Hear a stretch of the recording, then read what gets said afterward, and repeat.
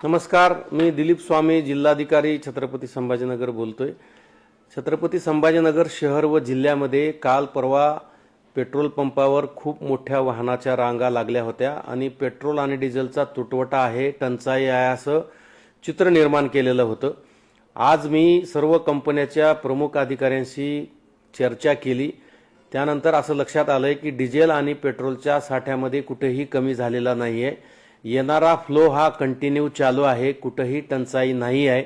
फक्त अफवा पसरवल्यामुळे लोकांनी पेट्रोल पंपावर गर्दी केली आणि अव्वाच्या सव्वा पेट्रोल भरून डिझेल भरून घेतल्यामुळे पेट्रोल पंपावरचा साठा संपलेला आहे। माझी समस्त नागरिकांना नम्र विनंती आहे की आपण पॅनिक होऊ नका, अफवावर विश्वास ठेवू नका। डिझेल आणि पेट्रोलचा साठा मुबलक आहे, सातत्याने तो येतो आहे। येणाऱ्या गाड्या या नियमितप्रमाणे येत आहेत। जसं जसं नेहमीप्रमाणे गाड्याची आवक होती त्याचप्रमाणे गाड्याची आवक चालू आहे। परंतु मोठ्या प्रमाणामध्ये लोकांनी गर्दी करून जास्तीचं पेट्रोल आणि डिझेल घेतल्यामुळे टंचाई सदृश परिस्थिती निर्माण होती आहे। तरी माझी नागरिकांना विनंती आहे, अफवावर विश्वास ठेवू नका। डिझेल आणि पेट्रोलची कुठलीही टंचाई नाही आहे, टंचाई होणार सुद्धा नाही आहे।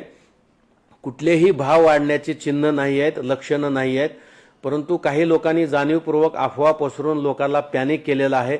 अशा लोकांचा आम्ही शोध घेतो आहोत ज्यांनी अफवा पसरवलेला आहे ते, आणि जे कोणी अफवा पसरवतील आणि लोकांना पॅनिक करतील त्यांच्यावर कायदेशीर कडक कारवाई केली जाणार आहे।